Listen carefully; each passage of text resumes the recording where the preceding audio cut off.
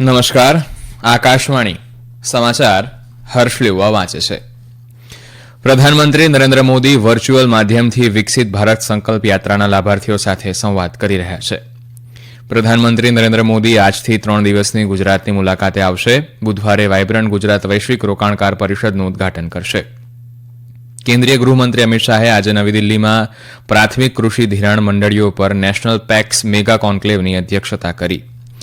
સંરક્ષણ મંત્રી રાજનાથસિંહ આજથી યુકેના 2 દિવસીય પ્રવાસે જશે અને જકાર્તામાં આજે યોજાયેલી એશિયન ઓલિમ્પિક ક્વોલિફાયર રાઇફલ અને પિસ્તોલ નિશાનેબાજી સ્પર્ધા 2024માં પુરુષોની 10 મીટર એર પિસ્તોલ ઇવેન્ટમાં ભારતીય નિશાનેબાજોએ સુવર્ણચંદ્રક જીત્યો છે. પ્રધાનમંત્રી નરેન્દ્ર મોદી આજે વિડીયો કોન્ફરન્સિંગ દ્વારા વિકસિત ભારત સંકલ્પ યાત્રાના લાભાર્થીઓ સાથે સંવાદ કરી રહ્યા છે. આ કાર્યક્રમમાં દેશભરમાંથી વિકસિત ભારત સંકલ્પ યાત્રાના હજારો લાભાર્થીઓ જોડાયા છે. સરકારની મહત્વની યોજનાઓના લાભ તમામ લક્ષિત લાભાર્થીઓ સુધી સમયમર્યાદામાં પહોંચે તે સુનિશ્ચિત કરવા માટે દેશભરમાં વિકસિત ભારત સંકલ્પ યાત્રા હાથ ધરવામાં આવી છે. ઉલ્લેખનીય છે કે ગત વર્ષે 15મી નવેમ્બરે તેની શરૂઆત થઈ હતી. આ યાત્રાનો મુખ્ય હેતુ લોકો સુધી પહોંચવું અને પીએમ ઉજ્જવલા યોજના, પીએમ આયુષ્યમાન ભારત, પીએમ આવાસ યોજના જેવી કલ્યાણકારી યોજનાઓના લાભો આપવા અને જાગૃતિ લાવવાનું છે. પ્રધાનમંત્રી નરેન્દ્ર મોદી વાયબ્રન્ટ ગુજરાત વૈશ્વિક રોકાણકાર પરિષદ 2024માં ભાગ લેવા આજથી ગુજરાતની 3 દિવસીય મુલાકાતે છે. પ્રધાનમંત્રી આવતીકાલે ગાંધીનગરમાં મહાત્મા મંદિર ખાતે વિશ્વના નેતાઓ સાથે દ્વિપક્ષીય બેઠકો કરશે. ત્યારબાદ ટોચની વૈશ્વિક કોર્પોરેશનોની સીઈઓ સાથે પણ બેઠક કરશે. તે જ દિવસે તેઓ વાયબ્રન્ટ ગુજરાત ગ્લોબલ ટ્રેડ શોનું ઉદઘાટન કરશે. બુધવારે વાયબ્રન્ટ ગુજરાત વૈશ્વિક રોકાણકાર પરિષદનું તેઓ ઉદઘાટન કરશે. ત્યારબાદ ગ્લોબલ ફિનટેક લીડરશીપ ફોરમમાં અગ્રણી બિઝનેસ લીડર્સ સાથે વાતચીત કરવા માટે ગિફ્ટ સિટી જશે. 3 દિવસીય વાયબ્રન્ટ ગુજરાત વૈશ્વિક પરિષદની આ 10મી આવૃત્તિ છે, જેની વિષયવસ્તુ ગેટવે ટુ ધ ફ્યુચર છે. આ શિખર સંમેલનમાં 34 ભાગીદાર દેશો અને 16 ભાગીદાર સંસ્થાઓ ભાગ લેશે.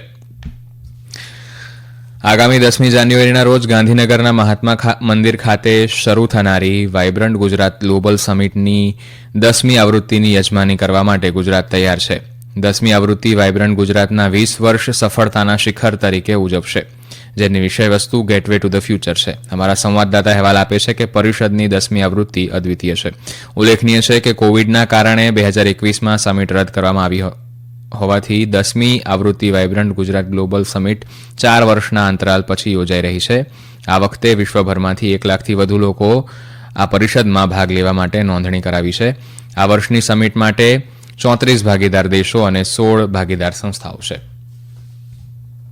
કેન્દ્રીય ગૃહ અને સહકાર મંત્રી અમિત શાહે આજે નવી દિલ્હીમાં વિજ્ઞાન ભવન ખાતે પ્રાથમિક કૃષિ ધિરાણ મંડળીઓ પેક્સ પર નેશનલ પેક્સ મેગા કોન્ક્લેવની અધ્યક્ષતા કરી. સહકાર મંત્રાલય દ્વારા રાષ્ટ્રીય સહકારી વિકાસ નિગમ એનસીડીસીના સહયોગથી આ મેગા કોન્ક્લેવનું આયોજન કરવામાં આવ્યું હતું. પ્રાથમિક કૃષિ ધિરાણ મંડળીઓ પેક્સને તાજેતરમાં જ પ્રધાનમંત્રી ભારતીય જન ઔષધિ કેન્દ્રો તરીકે કામ કરવાની મંજૂરી આપવામાં આવી હતી, જે સામાન્ય લોકોને ગુણવત્તાયુક્ત જેનેરિક દવાઓ પૂરી પાડે છે, જેની કિંમત બજારમાં ઉપલબ્ધ બ્રેન્ડેડ દવાઓ કરતાં 50થી 90% ઓછી હોય છે. આ કેન્દ્રો દ્વારા 2000થી વધુ પ્રકારની જેનેરિક દવાઓ અને લગભગ 300 સર્જિકલ વસ્તુઓ સામાન્ય નાગરિકોને પોસાય તેવા ભાવે ઉપલબ્ધ કરાવવામાં આવે છે. કેન્દ્રીય ગૃહમંત્રી અમિત શાહ આવતીકાલે જમ્મુની મુલાકાતે જશે. આ મુલાકાત દરમિયાન તેઓ અનેક વિકાસ સંબંધિત કાર્યક્રમોમાં ભાગ લેવા ઉપરાંત શહેરમાં ઈ-બસ સેવાઓ શરૂ કરાવશે. શ્રી શાહ જમ્મુ અને કાશ્મીરના વ્યાપક વિકાસ અંગે સમીક્ષા બેઠકની અધ્યક્ષતા કરશે. તેઓ કેન્દ્ર સરકારની પહેલ વિકસિત ભારત સંકલ્પ યાત્રાની રેલીને પણ સંબોધશે. જમ્મુની તેમની મુલાકાત દરમિયાન ગૃહમંત્રી નવનિયુક્ત યુવાનોને નિમણૂક પત્રો પણ આપશે. આ ઉપરાંત તેઓ 75 નાની 9 મીટર લાંબી ઈ બસનો કાફલો પણ લોન્ચ કરશે. આ બસો સ્થાનિક લોકોને જમ્મુ શહેર અને તેની આસપાસના વિસ્તારોમાં ફરવા માટે આંતરશહેરી સેવાઓ પૂરી પાડશે. સંરક્ષણ મંત્રી રાજનાથસિંહ આજે યુકેના 2 દિવસીય પ્રવાસે જવા રવાના થશે. તેમની સાથે સંરક્ષણ મંત્રાલયનું ઉચ્ચસ્તરીય પ્રતિનિધિમંડળ પણ જશે. મુલાકાત દરમિયાન શ્રી સિંહ યુકેના સંરક્ષણ મંત્રી સાથે મુલાકાત કરશે. સંરક્ષણ મંત્રાલયના જણાવ્યા અનુસાર બેઠકમાં બંને દેશો વચ્ચે સુરક્ષા, સંરક્ષણ અને ઔદ્યોગિકી સહયોગ સહિતના મુદ્દે ચર્ચાઓ કરાશે. શ્રી સિંહ બ્રિટનના પ્રધાનમંત્રી રિશી સુનકની મુલાકાત લેશે તથા વિદેશ સચિવ ડેવિડ કેમેરોન સાથે બેઠક કરશે. આ સમાચાર આપ આકાશવાણી પરથી સાંભળી રહ્યા છો. ભારત સાઉદી અરેબિયાએ દ્વિપક્ષીય હજ કરાર પર હસ્તાક્ષર કર્યા છે. સાઉદી અરેબિયાની મુલાકાતે ગયેલા કેન્દ્રીય મંત્રી સ્મૃતિ ઈરાની અને સાઉદી અરેબિયાના હજ ઉમરાહ મંત્રી ડોક્ટર તૌફિક રલિયાએ જેદાહ ખાતે દ્વિપક્ષીય હજ કરાર પર ગઈકાલે હસ્તાક્ષર કર્યા છે. આ કરાર બંને દેશો વચ્ચે પરસ્પર સહયોગ, આદર વધારવા ઉપરાંત ભારતીય હજ યાત્રીઓ માટે યાત્રાને વધુ સુવ્યવસ્થિત કરવાની દિશામાં મહત્વપૂર્ણ પગલું છે. સુશ્રી ઈરાની આજે ત્રીજી હજ ઉમરાહમાં હાજરી આપશે. ભારતીય પ્રતિનિધિમંડળ ભારતીય વેપાર સમુદાય સાથે બેઠક કરશે. બાંગ્લાદેશમાં શેખ હસીનાની અવામી લીગે રાષ્ટ્રીય ચૂંટણીમાં બહુમતી મેળવી છે. અવામી લીગના પ્રમુખ અને વર્તમાન પ્રધાનમંત્રી હસીના શેખના સતત ચોથી ટર્મ માટે સરકાર બનાવશે. મીડિયા અહેવાલો અનુસાર અવામી લીગે 299માંથી 233 બેઠકો જીતીને સંસદમાં 2/3 બહુમતી સાથે જીત મેળવી છે.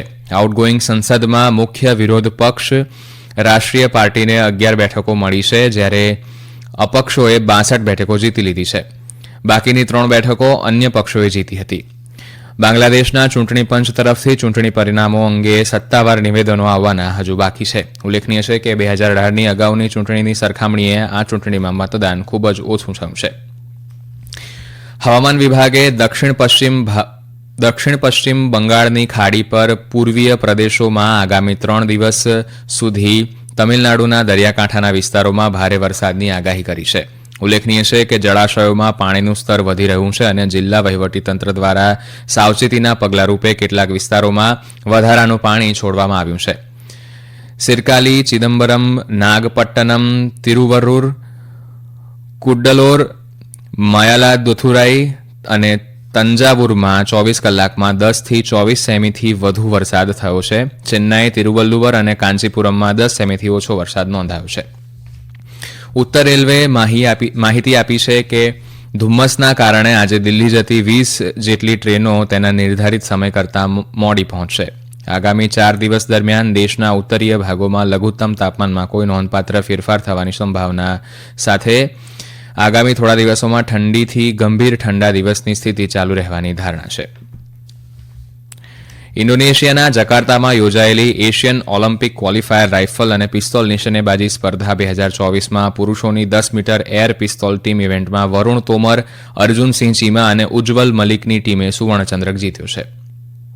આ ઇવેન્ટમાં ઈરાનને રજતચંદ્રક અને કોરિયાને કાંસ્યચંદ્રક મળ્યો છે. ઉલ્લેખનીય છે કે વરુણ તોમર અને અર્જુનસિંહ ચીમા વ્યક્તિગત ઇવેન્ટની ફાઇનલમાં પહોંચી ગયા છે. આ ખંડીય સ્પર્ધામાં પેરિસ ઓલિમ્પિક્સ માટે કુલ 16 ક્વોટા સ્થાનો ઉપલબ્ધ છે. ભારતીય નિશાનેબાજોને પુરુષો અને મહિલાઓની 10 મીટર એર પિસ્તોલ સ્પર્ધાઓમાં વધુમાં વધુ 3 સ્થાનો સુનિશ્ચિત કરવાની તક મળશે. આ સ્પર્ધામાં 28 દેશોના 385 ખેલાડીઓ ભાગ લઈ રહ્યા છે. પ્રધાનમંત્રી નરેન્દ્ર મોદીએ વિકાસ અને મહેશ કુકરેજાએ ગાયેલું ભક્તિ ગીત શેર કર્યું છે. એક સંદેશમાં શ્રી મોદીએ કહ્યું કે દરેક વ્યક્તિએ આરામ ભજન સાંભળવું જોઈએ. દરમિયાન પ્રધાનમંત્રીએ ગુજરાતના લોકગાયિકા ગીતા રબારીએ ગાયેલું ભક્તિ ગીત પણ શેર કર્યું છે. કેન્દ્રીય બંદરો, શિપિંગ અને જળમાર્ગ મંત્રી સર્બાનંદ સોનોવાલ આજે કોલકાતામાં પ્રથમ આંતરદેશીય જળમાર્ગ વિકાસ પરિષદ બેઠકની અધ્યક્ષતા કરશે. બેઠક દરમિયાન શ્રી સોનોવાલ હરિત નૌકા, અંતરિયાળ જહાજોના ગ્રીન ટ્રાન્ઝિશન અને રિવર ક્રૂઝ ટુરિઝમ રોડમેપ 2047 સહિતની મહત્વની પહેલોનું અનાવરણ કરશે. મુખ્ય સમાચાર ફરી એકવાર.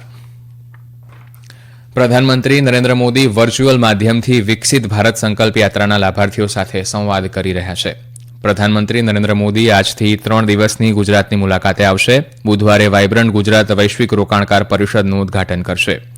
કેન્દ્રીય ગૃહમંત્રી અમિત શાહે આજે નવી દિલ્હીમાં પ્રાથમિક કૃષિ ધિરાણ મંડળીઓ પર નેશનલ પેક્સ મેગા કોન્ક્લેવની અધ્યક્ષતા કરી. સંરક્ષણ મંત્રી રાજનાથસિંહ આજથી યુક્રેનના 2 દિવસીય પ્રવાસે જશે.